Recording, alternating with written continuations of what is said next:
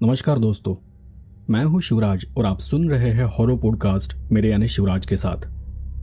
आज की कहानी बहुत खास है। खुद मुझे कहानी बहुत पसंद आई है। ये एक ऐसी कहानी है जो काफी महीनों में एक बार लिखी जाती है। तो आइए बिना देरी किए कहानी शुरू करते हैं। रमाकांत उस बड़े से वाड़े के सामने खड़ा था। वो उसी वाड़े का एक वारिस था। सामने एक भारी भरकम लोहे का गेट था जिसे उसने हाथ से खोला और वो अंदर दाखिल हुआ। उसके पूर्वजों ने काफी साल पहले वो वाड़ा बनवाया था। उसे थोड़ा थोड़ा अपना बचपन याद आ रहा था। कभी बचपन में वो यहाँ आया था। वाड़े की 2 मंजिला इमारत के सामने एक बड़ा सा आंगन है।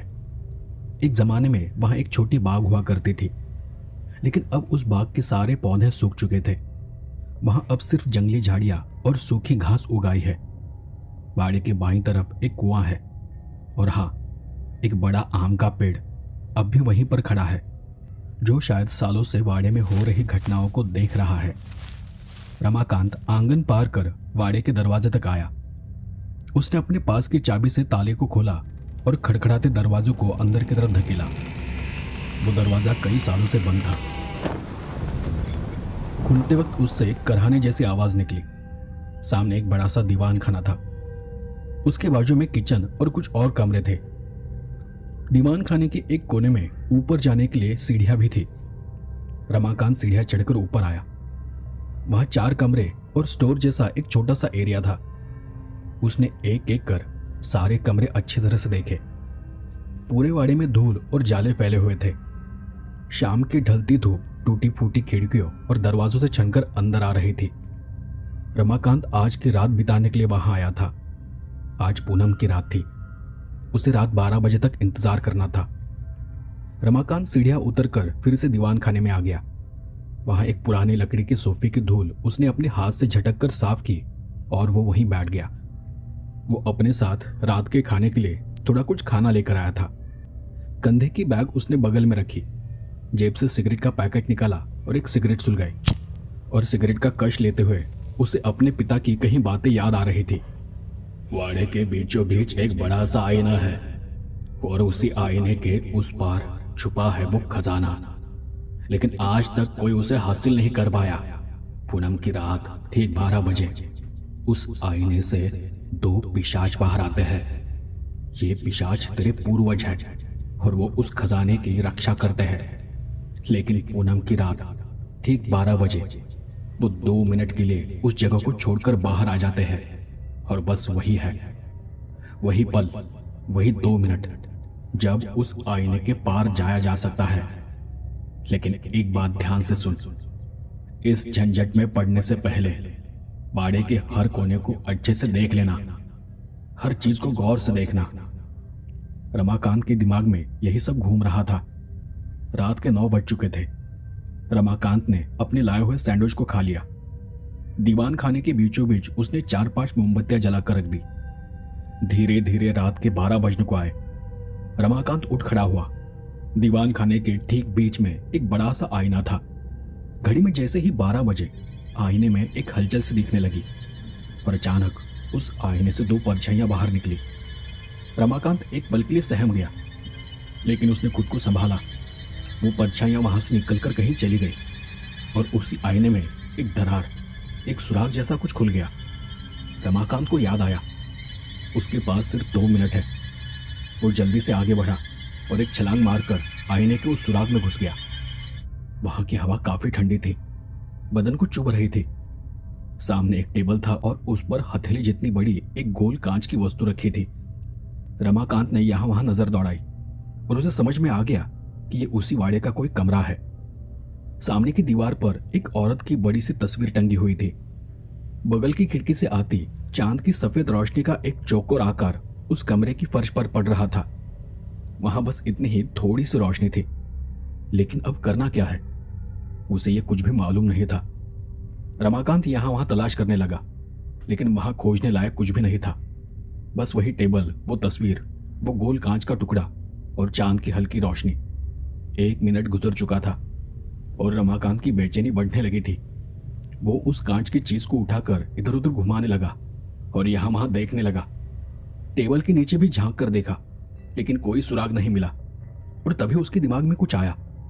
वक्त निकलता जा रहा है। उसने वो कांच की गेंद जैसी चीज चांद की रोशनी में रखी।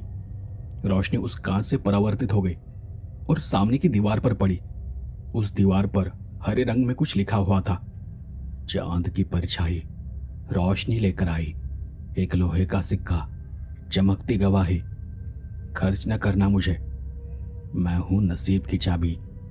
इतना पढ़ते ही रमाकांत सोच में पड़ गया, लेकिन सोचने के लिए अब वक्त ही नहीं बचा था। 2 मिनट पूरे हो गए थे और तभी पीछे से भयानक आवाज आई। उसने पलट कर देखा। 2 परछाइयां कमरे में दाखिल हो चुकी थी और उनके पीछे का वो सुराख अब बंद हो चुका था। रमाकांत की आंखों के सामने अंधेरा छा गया। उसके हाथ से वो गोल कांच का टुकड़ा नीचे गिर पड़ा और रमाकांत डर के मारे चीखने लगा, लेकिन उसकी चीखें सुनने वाला वहां कोई नहीं था। और फिर एक भयानक चीख उस बंद कमरे में गूंज उठी।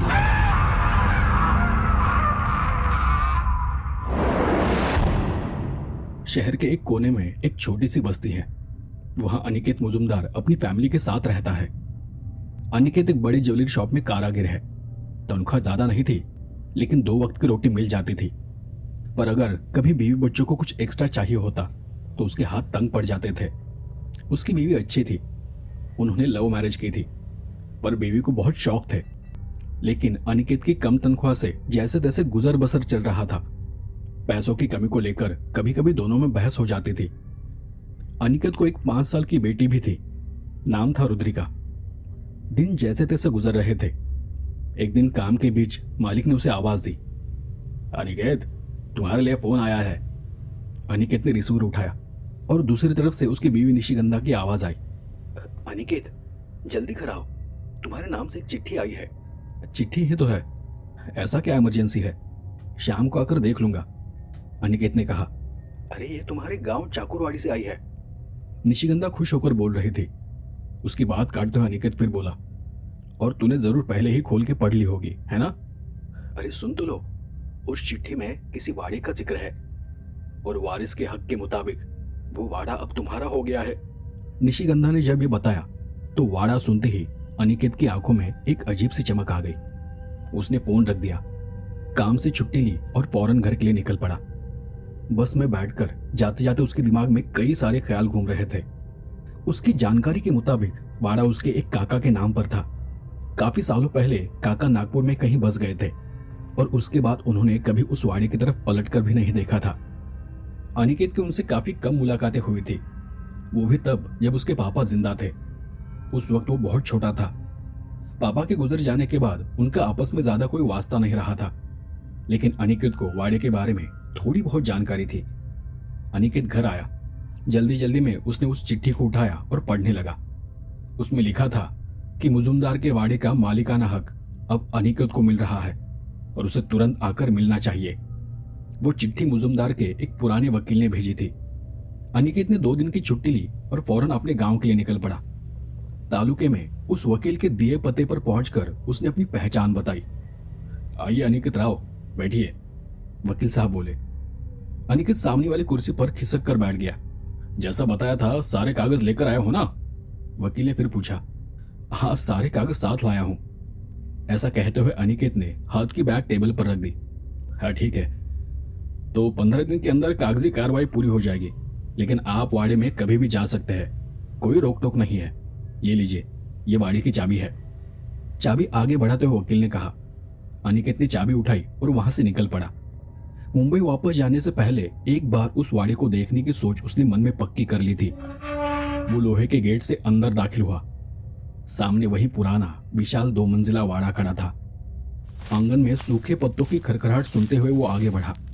दोपहर के 12 बज रहे थे। उसने चाबी घुमाकर ताला खोला और दरवाजा अंदर की तरफ धकेला। कई साल पहले उसने ये वाड़ा देखा था। उसकी धुंधली यादें आंखों के सामने तैरने लगी। तकरीबन आधे घंटे तक वो वाड़े में इधर उधर घूमता रहा। जाने से पहले वो दीवान खाने में लगे उस बड़े से शीशे के सामने जाकर खड़ा हो गया। जैसे ही उसका अक्स आईने में पड़ा, उसे ऐसा महसूस हुआ कि उसके पीछे से कोई तेजी से सरक कर गया हो। अनिकेत घबरा गया। फौरन पलट कर देखा, लेकिन वहां कोई नहीं था। पूरा वाड़ा शांत और खामोश था। उसने दरवाजा बंद किया, ताला लगाया और वहां से निकल पड़ा। उसे वाड़े के रहस्य के बारे में मालूम था और यह भी पता था कि उसमें बहुत बड़ा खतरा है। बस उसे यह नहीं पता था कि वो दोबारा वहां आएगा या नहीं। मगर यह बात सच थी कि उस गुप्त खजाने के ख्याल ने पहले ही उसे लुभाया था। पूनम की रात थी। चांद की सफेद रोशनी चारों तरफ फैली हुई थी। एक टूटी फूटी हवेली और उसके साथ सटी हुई शराब की दुकानें सामने दिखाई दे रही थी। वो पूरा इलाका खामोश और बहुत शांत था। अचानक वाड़े के अंदर से एक आवाज आई और फिर उसके पीछे से किसी के पैरों की घसीटने जैसी आवाज आने लगी, जैसे कोई अपने पांव को घसीटते हुए चल रहा हो। शराब की दुकान की टूटी खिड़की में कुछ हलचल दिखी और एक दुबली पतली आकृति वहां आकर खड़ी हो गई। वो एक बूढ़ा था, चेहरा झुर्रियों से भरा और चेहरे का मांस नीचे लटका हुआ। उसकी आंखें पूरी तरह सफेद थी, पूरा शरीर भी सफेद सा लग रहा था और वो कुछ बड़बड़ा रहा था। मुझे आजाद कर, मेरा कर्ज चुका, मुझे आजाद कर। कुछ देर तक वो बूढ़ा एक खिड़की से दूसरी खिड़की में दिखाई देता रहा। कभी दुकान में तो कभी बगल वाले घर में वो पांव घसीटता हुआ घूमता रहा और फिर अचानक गायब हो गया। उस वाड़े के डरावने इतिहास के बारे में पता था और इसलिए शायद अनिकेत इतना डरा नहीं। कुछ देर तक दूर से ही वाड़े को निहार कर वो वहां से घर चला गया। अनिकेत अब मुंबई लौट आया था, लेकिन उसके दिमाग में वाड़े की बात बार बार घूम रही थी। अनिकेत के दिन पहले जैसे ही गुजर रहे थे, लेकिन वाड़े में छिपे खजाने का ख्याल बार बार उसके मन में कौन जाता और उसे बेचैन कर देता। उसकी ये बेचैनी उसकी बीवी निशिगंधा को महसूस हो रही थी। एक दिन निशिगंधा ने खुद ही बात छेड़ दी। अनिकेत, मैं कई दिनों से देख रही हूं कि तुम किसी गहरे ख्याल में डूबे रहते हो। क्या बात है? अनिकेत ने कुछ सोचकर कहा, अरे निशी, तुम्हें तो पता ही है कि हमारे वाड़े का मालिकाना हक अब मेरे नाम है, तो उसमें परेशानी जैसी क्या बात है? नहीं, दरअसल मैं कई दिनों से एक चीज के बारे में सोच रहा हूं। किस बारे में? खजाने की बात अनिकेत ने जानबूझकर टालते हुए कहा। नहीं, कुछ खास नहीं, यही कि वाड़ी में थोड़ा मरम्मत का काम है, उसके लिए मुझे कुछ दिन गांव जाना पड़ेगा। वाड़ी का काम? और खर्चा कौन करेगा? यहाँ हमारा ठीक से गुजारा नहीं चल रहा और तुम्हें वाड़ी की मरम्मत करनी है। निशिगंधा का लहजा थोड़ा चिड़चिड़ा हो गया। अरे खर्चा मैं नहीं कर रहा, मेरे नागपुर वाले काका वो देंगे, तुम टेंशन मत लो। अगर सब ठीक हुआ तो हमें भी अच्छे खासे पैसे मिलेंगे। अनिकेत ने उसे समझाने की कोशिश की। कैसे पैसे और कैसे मिलेंगे? निशिगंधा ने फिर सवाल किया। मैं सोच रहा हूं कि काम होने के बाद उस वाड़े को भेज दूं। अनिकेत बेतुकी बातें करता जा रहा था। बात करते करते वो फिर से अपने ख्यालों में खो गया और निशिगंधा बड़बड़ाती हुई अंदर चली गई। अनिकेत ने सोचा, वैसे भी दिन रात की मेहनत से 2 वक्त की रोटी मुश्किल से जुटती है। अगर थोड़ी सी हिम्मत कर वाड़े में छिपे खजाने को पाने के लिए वाड़े के डरावने रात का सामना किया जाए तो शायद किस्मत ही बदल जाए। उसी दिन अनिकेत ने तय कर लिया कि वो 1 हफ्ते की छुट्टी लेकर गांव जाएगा। अगले हफ्ते शुक्रवार को फिर से पूनम की रात थी। उसने दफ्तर में 1 हफ्ते की छुट्टी की अर्जी डाल दी। मालिक ने थोड़ा मुंह चढ़ाकर छुट्टी मंजूर की और शनिवार आते ही अनिकेत गांव के लिए निकल पड़ा। निशिगंधा और बेटी से विदा लेकर रात की ट्रेन से वो रवाना हुआ। अगली सुबह वो गांव की सरहद पर उतर गया। वहां से उसका वाड़ा 1 मील दूर था, लेकिन वाड़े में न रुककर उसने पास ही एक छोटी सी लॉज में रुकने का फैसला किया। उसने एक लॉज में कमरा लिया, वहां सामान रखा और नहा लिया। बगल के होटल में नाश्ता करके वो वाड़े की तरफ निकल पड़ा।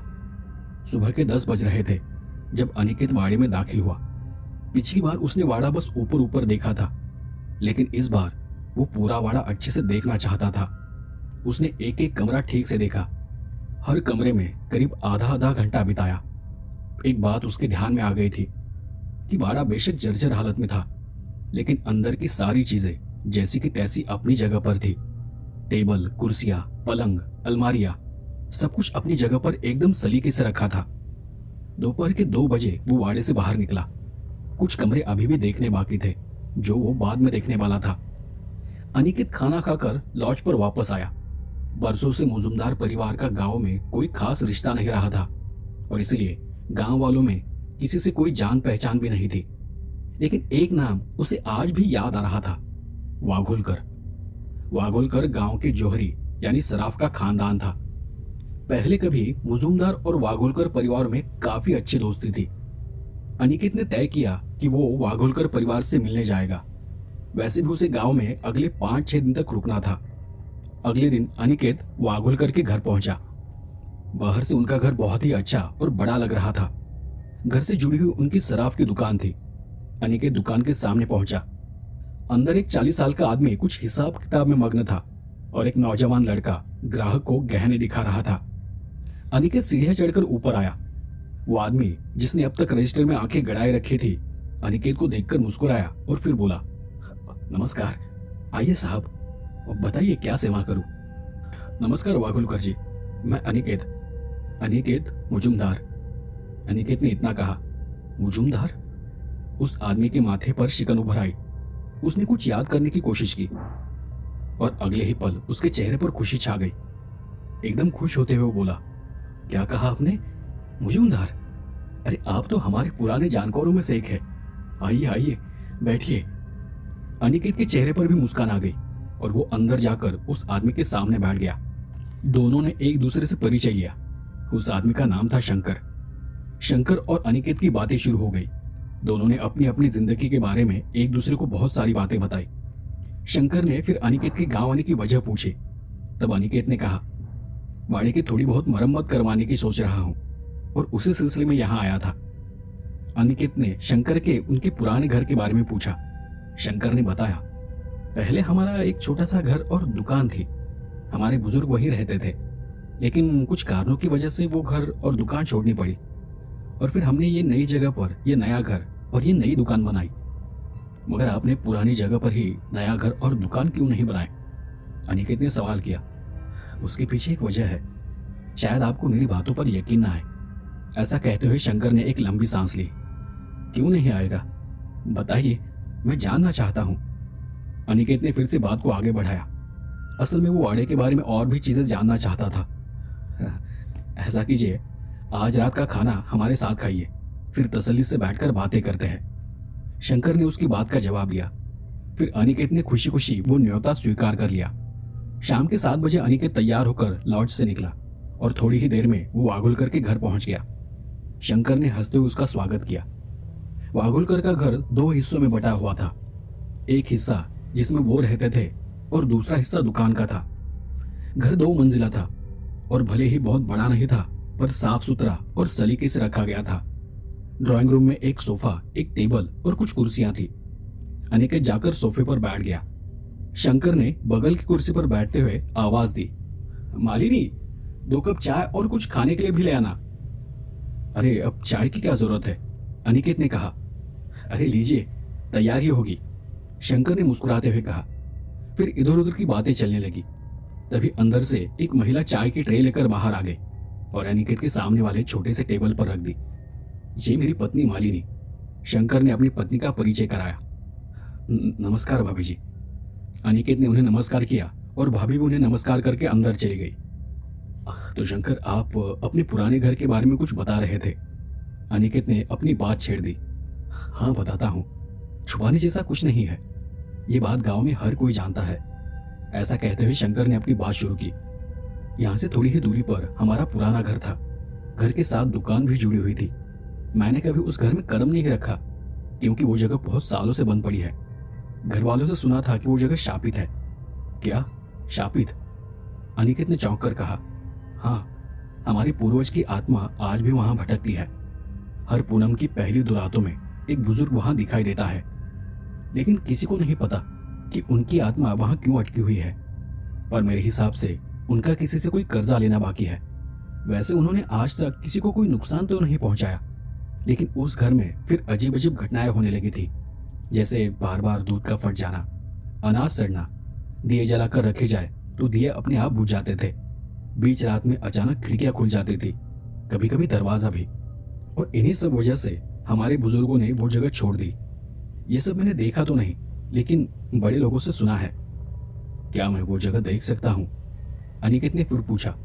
हाँ क्यों नहीं, ये तो जगह पास ही में है, चाहो तो अभी चलते हैं।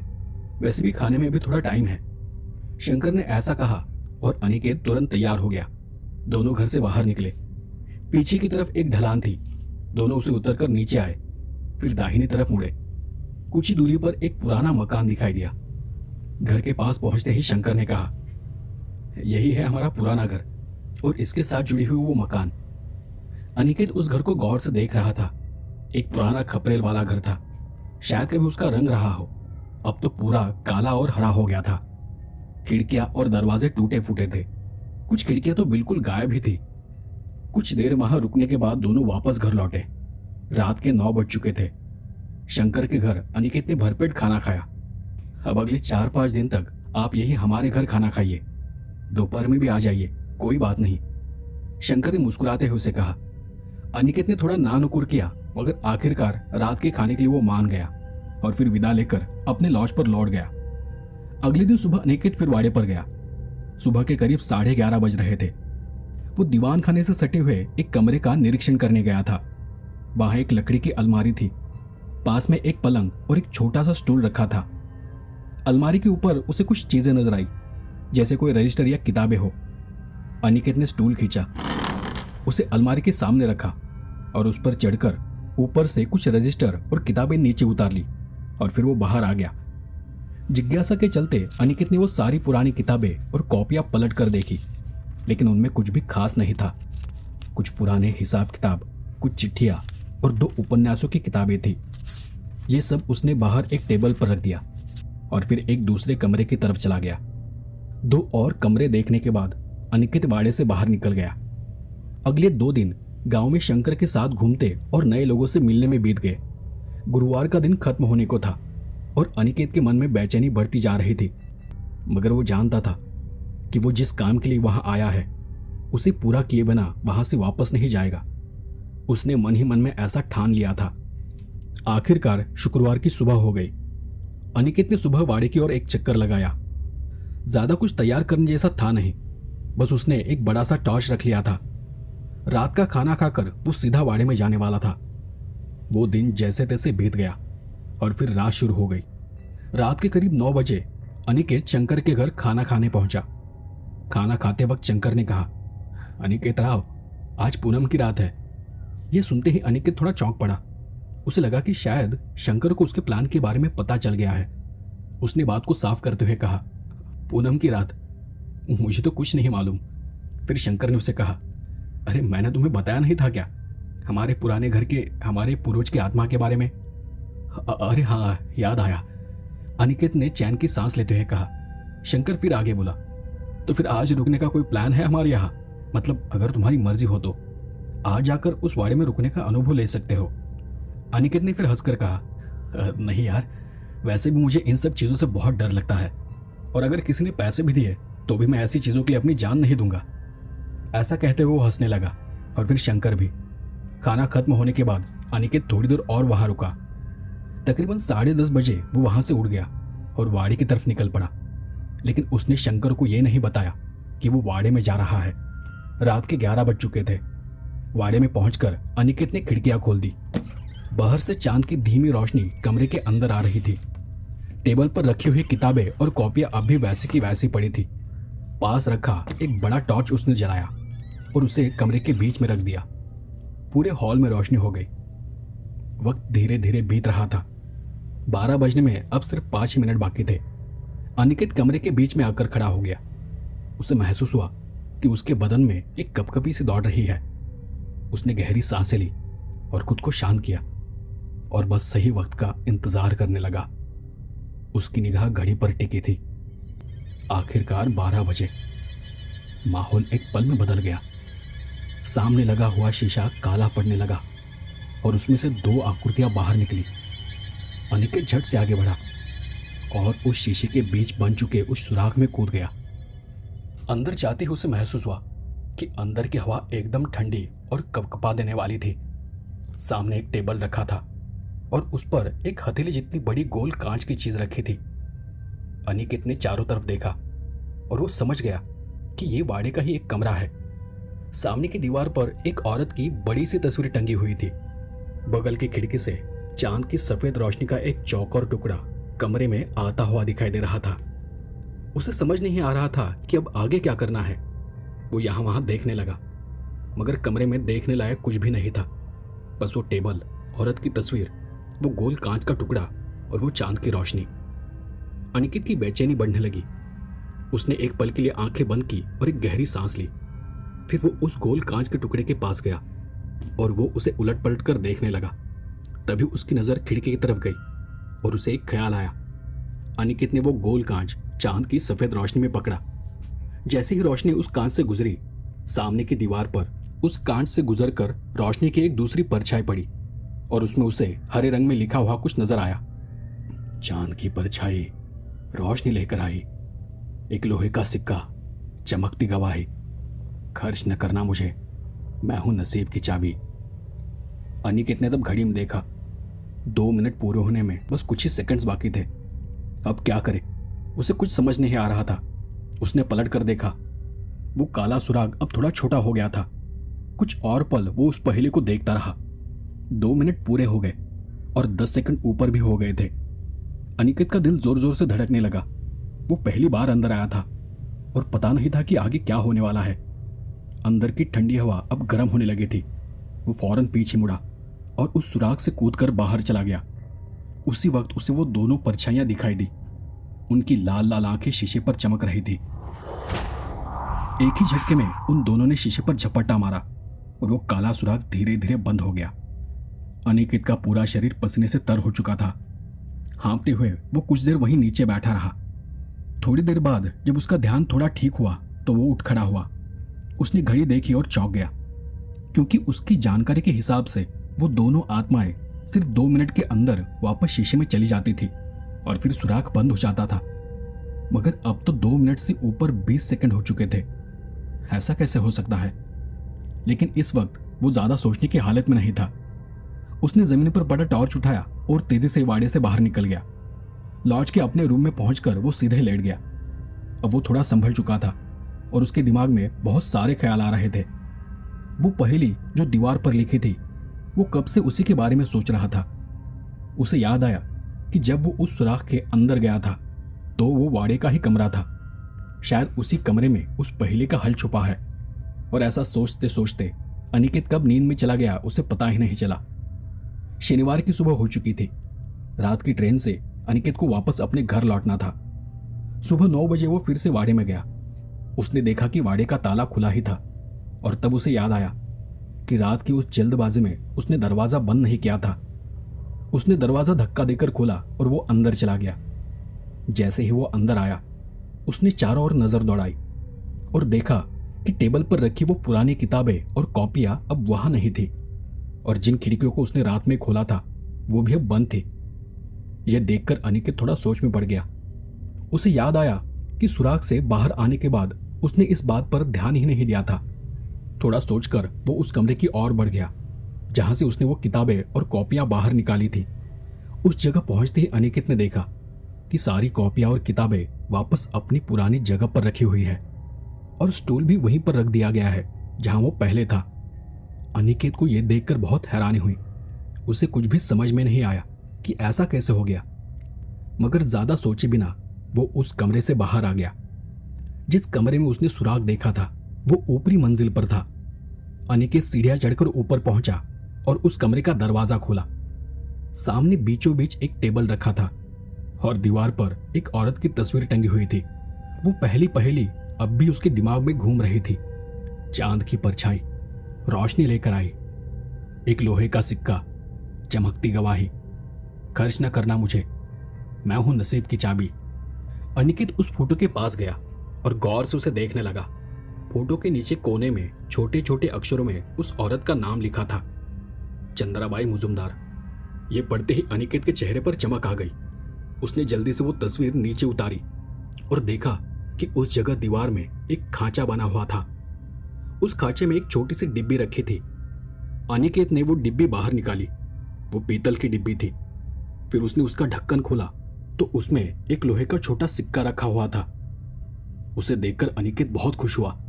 उसे इस बात का जरा भी अंदाजा नहीं था कि उसने इतनी आसानी से पहली पहेली को हल कर दिया था। वो सिक्का थोड़ा भारी, मोटा और खुरदरी गोल शेप का था। उसकी एक तरफ कोई निशान बना था और बीच में हल्का सा उभार था। अनिकेत ने वो सिक्का अपनी वॉलेट में रख दिया और डिब्बी वापस वैसे ही खांचे में रख दी। उसने उस औरत की तस्वीर भी फिर से दीवार पर टांग दी और खुशी खुशी वाड़े से बाहर निकल गया। शाम को निकलने से पहले उसने शंकर से मुलाकात की। उसने उसका शुक्रिया अदा किया और फिर उसे बताया कि 20 दिन में वो वापस आने वाला है। फिर उसे अलविदा कर रात के 9 बजे उसने ट्रेन पकड़ी और मुंबई की तरफ रवाना हो गया। अनिकेत अपने मुंबई वाले घर वापस आ पहुंचा। पत्नी निशिगंधा और रुद्रिका से मिलकर उसे बहुत खुशी हुई। उसे तो खुद यकीन नहीं हो रहा था कि वो सही सलामत वापस लौट आया है। कहीं न कहीं उसे डर था कि शायद वाड़े में कुछ अनहोनी हो जाए, मगर सब कुछ ठीक रहा और वो उस खुशी को अब अकेले ही मना रहा था। घर लौटने के बाद वो निशिगंधा और रुद्रिका को घुमाने ले गया। उसने एक फिल्म देखी, होटल में खाना खाया और शाम को घर लौट आया। अगले दिन से अनिकेत फिर से अपने ऑफिस जाने लगा। वो लोहे का सिक्का अब भी उसके पास था, लेकिन उसके बारे में उसने निशिगंधा को कुछ भी नहीं बताया। अनिकेत की दिनचर्या पहले जैसी शुरू हो गई थी। दिन बीतते गए और फिर से एक और पूर्णिमा आने में बस 1 हफ्ता बाकी रह गया था। इस बार अनिकेत ने सोच लिया था कि वो 2 दिन पहले ही जाएगा। अगले हफ्ते मंगलवार को पूर्णिमा थी, इसलिए उसने 4 दिन की छुट्टी ले ली। इस बार उसका बॉस छुट्टी देने के लिए तैयार ही नहीं था, तो उसने बिना सैलरी वाली छुट्टी ली और ट्रेन न मिलने के कारण उसने शनिवार की रात को गांव जाने वाली बस पकड़ ली। रविवार की सुबह वो फिर से अपने गांव उतरा। उसी पुराने लॉज में उसने एक कमरा ले लिया। सुबह सुबह तैयार होकर वो शंकर से मिलने उसकी दुकान पर गया। अनिकेत को देखकर शंकर बहुत खुश हो गया। और अनिकेत राव, कैसे हो? शंकर ने अपनापन जताते हुए पूछा। मैं ठीक हूं, तुम्हारा कैसा चल रहा है? अनिकेत ने जवाब दिया और वो अंदर चला गया। दोनों में थोड़ी देर तक इधर उधर की बातें होती रही। फिर अनिकेत वहां से निकल पड़ा। गांव में घूमते हुए उसे कुछ पुरानी जान पहचान के लोग मिले जो उससे बातें कर रहे थे और उसकी खैर खबर ले रहे थे। दोपहर को अनिकेत वाड़े पर गया, वहां पर थोड़ी देर बिताई और फिर शाम 4 बजे लॉज पर लौट आया। सोमवार का दिन भी उसने ऐसे ही गांव में इधर उधर घूमते हुए और शंकर के साथ बिताया। और फिर आ गया मंगलवार, पूर्णिमा की रात। इस बार अनिकेत अंदर से पूरी तरह से तैयार था। पिछली बार से ज्यादा आत्मविश्वास और दृढ़ता उसमें थी। रात शुरू हो चुकी थी। रात का खाना हमेशा की तरह शंकर के यहाँ किया और करीब 7:30 बजे वो फिर वाड़े पर पहुंच गया। लोहे का सिक्का अब उसके पास ही था। अनिकेत आईने के सामने खड़ा था। उसने घड़ी में देखा, रात के ठीक 12 बजे थे। अचानक सामने आईने में कुछ हलचल हुई और उसमें से 2 परछाइयां निकलकर वाड़े में समा गई। अनिकेत ने तेजी से कूदकर सुराख में एंट्री कर ली। सुराख से जो कमरा दिखता था वो वाड़े की ऊपरी मंजिल की दाहिनी ओर वाला एक दूसरा कमरा था। अब की बार वो कमरा पूरा खाली था। न टेबल, न पलंग, न तस्वीर, बस एक खिड़की थी, बंद खिड़की, और उसमें से आती हल्की पीली रोशनी। अनिकेत एक पल के लिए घबरा गया, लेकिन खिड़की को देखते ही उसकी नजर उस खिड़की पर जम गई और वो दौड़कर वहां गया। खिड़की के बीच में एक छेद था, गोल और खुरदरा सा। अनिकेत ने झटपट अपनी जेब से लोहे का सिक्का निकाला और उस छेद में रखा। हल्का सा दबाव देने पर वो सिक्का छेद में एकदम से फिट बैठ गया। अगले ही पल खच की आवाज आई और वो खिड़की पूरी खुल गई। जैसे ही खिड़की खुली, सफेद रोशनी उस कमरे में फैल गई। अनिकेत ने अब पीछे मुड़कर देखा। दीवार पर हरे अक्षरों में कुछ लिखा था, जीवन एक अंधेरी गहराई है जहां एक और पहेली छुपाई है। खुलेगा रहस्य गहराई में, मिलेगा सोने का निशान, पर यह निशान न खर्च का न किसी ताले का। चुकाना होगा कर्ज अपनों का, तभी खुलेगा द्वार नसीब का। अनिकेत ने घड़ी में देखा, अब भी 30 सेकंड बाकी थे। उसने फिर से उस पहेली को ध्यान से पढ़ा और दौड़ता हुआ सुराख से बाहर निकल आया। इस बार ठीक 2 मिनट में वो परछाइयां, वो पिशाच वापस आ गए थे और वो सुराख इस बार ठीक समय पर बंद हो गया था। अब की बार अनिकेत के अंदर और भी ज्यादा हिम्मत आ गई थी। वो चुपचाप वहां बैठा और उस पहेली पर सोचने लगा। अंधेरी गहराई, जीवन गहराई में रहस्य खुलेगा। यहां ऐसी कौन सी जगह है जो गहरी है? और तभी उसका दिमाग चल पड़ा। जीवन यानी पानी, अंधेरी गहराई यानी कुआं, यानी अगली पहेली का राज वाड़े के पास बने कुएं के अंदर है। ये सोचकर अनिकेत मुस्कुराया और टॉर्च लेकर बाहर दौड़ पड़ा। वाड़े के बाईं तरफ वो कुआं था। अनिकेत दौड़ता हुआ वहां पहुंचा। उसने ऊपर से कुएं में झांका और टॉर्च की रोशनी अंदर डाली। कुआं बहुत गहरा था, पर उसका पानी सूख चुका था। नीचे सिर्फ सूखे पत्ते थे। कुएं के एक तरफ नीचे उतरने के लिए पत्थर की सीढ़ियां बनी थी। रात के 12:30 बज चुके थे। ठंडी हवा चल रही थी। टॉर्च की रोशनी में अनिकेत धीरे धीरे सीढ़ियां उतरते हुए कुएं के उस तल तक जा पहुंचा। नीचे उतरने के बाद वो तेजी से पत्ते पत्तियां हटाकर यहां कुछ ढूंढने लगा। काफी देर बाद उसे एक जगह पर, एक पत्थर पर एक निशान दिखाई दिया। वही निशान जैसा लोहे के सिक्के पर था। वो चौकोर पत्थर अनिकेत ने उठाया और अंदर की खाच में उसे एक चमचमाता हुआ सोने का सिक्का दिखा। अनिकेत के चेहरे पर खुशी छा गई। उसने जल्दी से वो सिक्का उठाया और पत्थर को फिर से अपनी जगह पर रख दिया। सिक्का लेकर अनिकेत वापस वाड़े में आ गया, पर अब वो शरीर और मन से बहुत थक चुका था। आज की रात उसने वाड़े में ही रुकने का फैसला किया। वही ड्राइंग रूम में लकड़ी के सोफे पर वो सीधा लेट गया और फिर कुछ ही पल में उसे नींद आ गई। सुबह 7 बजे अनिकेत की आंखें खुली। वो उठा और लॉज में अपने रूम पर चला गया। वो वहीं फ्रेश होकर तैयार हुआ। उसने अब आधी पहेली हल कर ली थी, लेकिन अब भी पूरा रहस्य सुलझा नहीं था। आगे की पहेली का क्या मतलब था? मतलब उसे क्या करना था? अब वो आधी पहेली उसके दिमाग में घूम रही थी, पर निशान न खर्च का, न किसी ताले का। चुकाना होगा कर्ज तुम्हें, तभी खुलेगा द्वार नसीब का। मतलब ये सिक्का न किसी ताले का है, न इसे खर्च करना है। और मुझे कौन सा कर्ज चुकाना है? नाश्ता करते वक्त उसे याद आया कि वाड़े के एक कमरे में उसने कुछ हिसाब किताब की पुरानी रजिस्टर देखे थे। बिना वक्त गवाए अनिकेत उठा और वाड़े की तरफ चला गया। उसने उस कमरे की अलमारी से सारे रजिस्टर नीचे उतारे और फिर उन्हें पलटना शुरू किया। कई रजिस्टरों में अलग अलग नोट्स थे। एक रजिस्टर पलटते वक्त उसकी नजर एक लाइन पर पड़ी, वाघोलकर का उधार, एक सोने का सिक्का। ये पढ़कर अनिकेत को जैसे झटका सा लगा। उसे शंकर की बताई कहानी याद आ गई। पूर्णिमा की रात और उसके पूर्वज की वो आत्मा जो हर दूसरी रात उसे दिखाई देती है। शायद वो आत्मा किसी से कुछ वसूलना चाहती है। क्या यह सिक्का उन्हीं का कर्ज है? अनिकेत ने पूरा मामला जोड़ा और उसी सुबह 11 बजे वो शंकर से मिलने दुकान पर गया। शंकर दुकान में आराम से बैठा था। उसने दूर से ही अनिकेत को जल्दी जल्दी आते देख लिया। अनिकेत उसके पास आया तब शंकर बोला, क्या बात है अनिकेत राव, बड़ी जल्दी में लग रहे हो। बात ही कुछ ऐसी है शंकर, प्लीज आप थोड़ा मेरे साथ बाहर चल सकते हो क्या? अनिकेत ने बोला। शंकर ने अनिकेत की गंभीरता को समझा और तुरंत तैयार हो गया। दोनों वाड़े के पास एक पेड़ के नीचे चबूतरे पर जाकर बैठे। बोलो अनिकेत, क्या हुआ है? शंकर ने आराम से पूछा। इधर उधर देखकर अनिकेत बोला, शंकर, मुझे लगता है कि मैं आपकी पुरानी जमीन को उस श्राप से मुक्त कर सकता हूं। अरे ये आप क्या बोल रहे हो, और ऐसा कैसे हो सकता है? शंकर ने हैरानी से पूछा। आप ही ने तो कहा था ना कि वो आत्मा किसी उधारी के पीछे है। वो उधारी हमारे खानदान से ही है, मुजुमदार परिवार से। फिर अनिकेत ने अपनी खोज की बात छोड़कर बाकी सारी बात उसे समझाई। तो अब आगे क्या करना है? शंकर ने पूछा। आज रात को मैं वो उधारी का सिक्का लेकर आपके पुराने गहनों की दुकान पर जाऊंगा और उसका कर्ज अदा कर दूंगा। अनिकेत ने उसे अपनी बात बताई। शंकर कुछ पल चुप रहा। उसे समझ ही नहीं आया कि क्या कहे। आपको कोई चिंता करने की जरूरत नहीं है, मेरे साथ चलने की भी कोई जरूरत नहीं। बस आपको यह बात बताना जरूरी था, इसलिए बता रहा हूं। अनिकेत ने अपनी बात को स्पष्ट किया। ठीक है, लेकिन थोड़ा संभल कर रहना।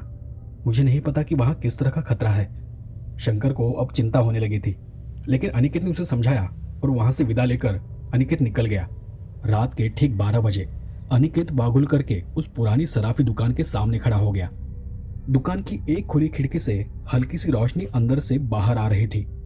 अनिकेत ने जेब में हाथ डाला और सिक्का मुट्ठी में दबाकर हाथ बाहर निकाला, और तभी उसे सामने की खिड़की में एक सफेद सी परछाई दिखाई दी। वो एक बूढ़ा आदमी था, पूरा शरीर सफेद, फटा पुराना कपड़ा, और उसकी सफेद आंखें सीधी अनिकेत पर टिकी हुई थी, जैसे उसे पहले से ही पता हो कि आज उसकी उधारी उसे मिलने वाली है।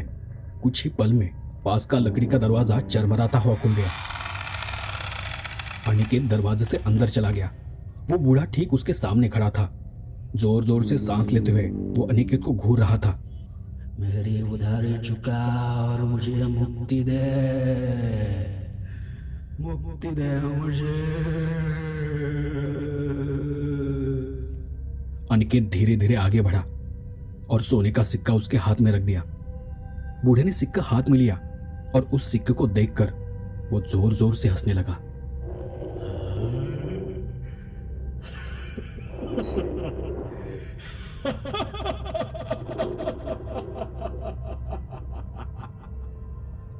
कुछ ही देर में उस कमरे का माहौल बदलने लगा। सामने जो हल्की पीली रोशनी थी उसमें हलचल होने लगी। अनिकेत थोड़ा घबरा गया, पर धीरे धीरे वो दृश्य स्थिर हुआ और सामने एक बड़ा कमरा नजर आने लगा। वो कमरा वाड़े का ही एक कमरा था, जिसमें हीरे, मोती, सोना, चांदी और जेवर भरे हुए थे। दीवार पर एक रौबदार आदमी की तस्वीर टंगी थी, हम्बीर राव मुजुमदार। उस चमचमाते हुए खजाने को देखकर अनिकेत की आंखें फटी की फटी रह गई। वो आगे बढ़ने ही वाला था कि वो बूढ़ा फिर बोला, यहाँ तक पहुंचने वाला तो पहला है। ये चाबी इस खजाने के दरवाजे को खोलेगी। उसने हाथ में चाबी ऊपर उठाकर कहा, लेकिन एक शर्त है, पिशाच के आने से पहले सारी दौलत दरवाजे के बाहर ले जानी होगी। अकेले जाना और अकेले आना होगा। एक भी गहना या सिक्का अंदर छूट गया तो सारी दौलत राख हो जाएगी, मिट्टी में मिल जाएगी।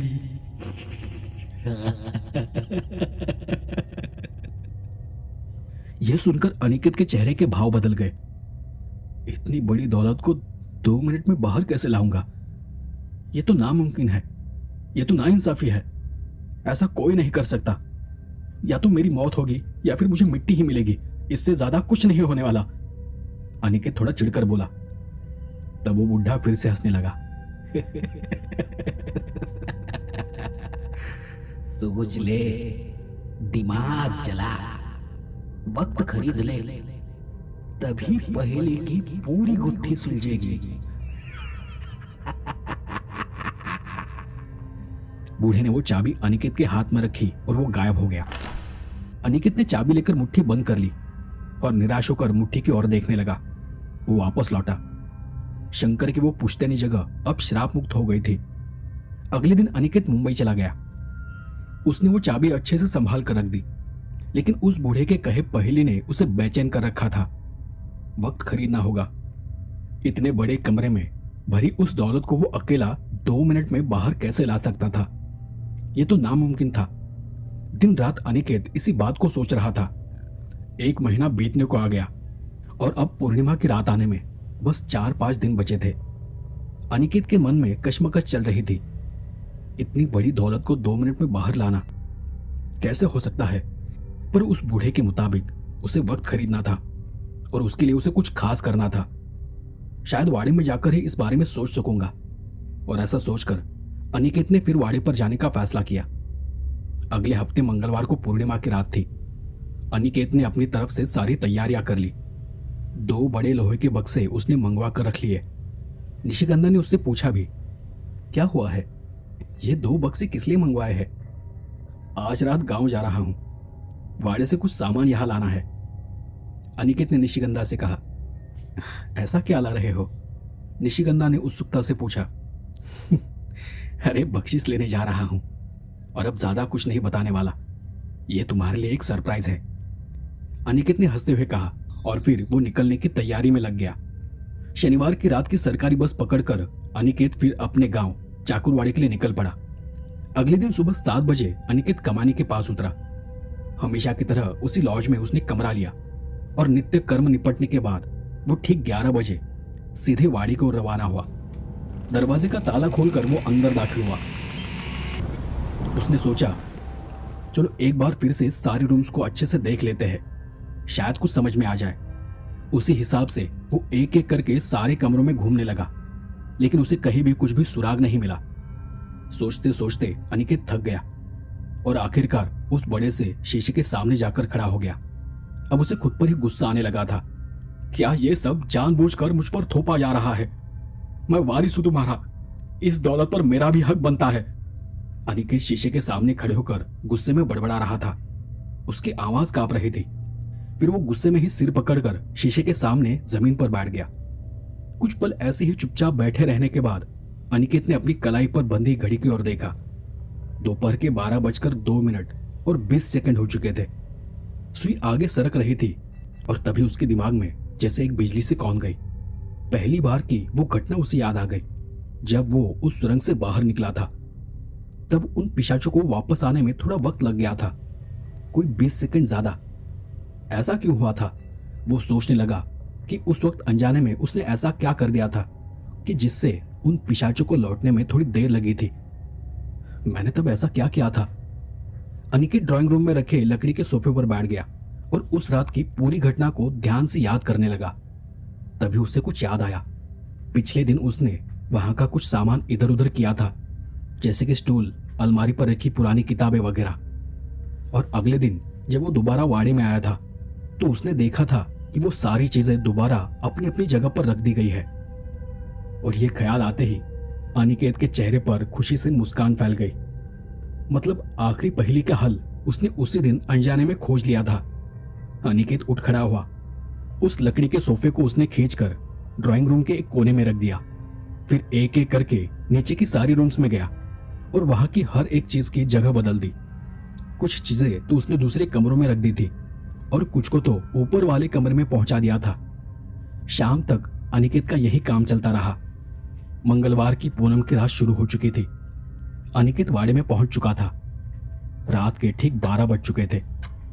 अनिकेत 2 खाली पेटियों को दोनों हाथों में पकड़कर उस बड़े शीशे के सामने खड़ा था। घड़ी में 12 बज गए और सामने शीशे में हलचल होने लगी। 2 काली परछाइयां उस शीशे से बाहर निकल आई। अनिकेत बिना वक्त बर्बाद किए पेटियां उठाकर सुरंग में दाखिल हो गया। सामने एक दरवाजा था, बंद दरवाजा।